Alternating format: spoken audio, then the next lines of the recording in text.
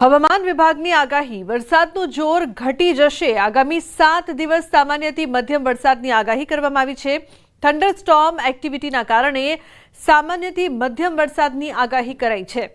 તો માછીમારો દરિયો ન ખેડે તેવી સૂચના।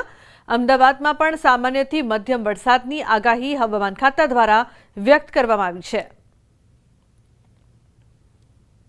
आने वाला अगले 7 दिन मतलब 30 जुलाई से लेकर 5 अगस्त तक हल्का से मध्यम बारिश होने का संभावना है अनेक स्थानों में राज्यों में। और जो आज कोई भारी बरसात का वार्निंग नहीं दिया गया है, लेकिन अगले 2 दिन के लिए थंडरस्टॉर्म वार्निंग है 30 to 40 किलोमीटर विंड स्पीड के साथ। और हमारा हल्का से मध्यम बारिश का तो संभावना रहेगा।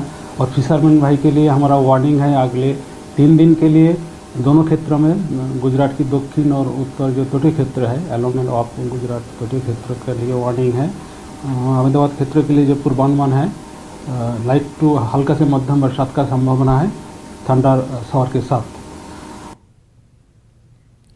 तो थराद खाते रासायणिक खातर मेळववा माटे खेडूतोनी लाइनो लागी छे। वहेली सवारथी खेडूतो पहोंच्या छे खातर लेवा माटे। थरादना अलग अलग गामडाओमांथी खेडूतो पहोंच्या छे। थराद तालुका संघना डेपो पर खातर लेवा पहोंच्या छे खेडूतो।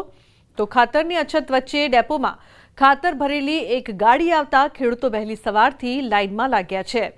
ચોમાસુ વાવેતરની સિઝનને લઈને ખેડૂતોને મોટા પ્રમાણમાં જરૂર પડે છે ખાતરની। ખાતરની લાઈનમાં 4 વાગ્યાથી થયો હતો અને ખાતર મળે એવી અપેક્ષા હતી અને 2-3 દિવસથી પાછો તો ખાતર મળતો નથી અને ધન પડ્યા છે। 2 મહિને 1.5 મહિને થઈ ગયો છે વરસાદથી અને ખાતર મળતો નથી।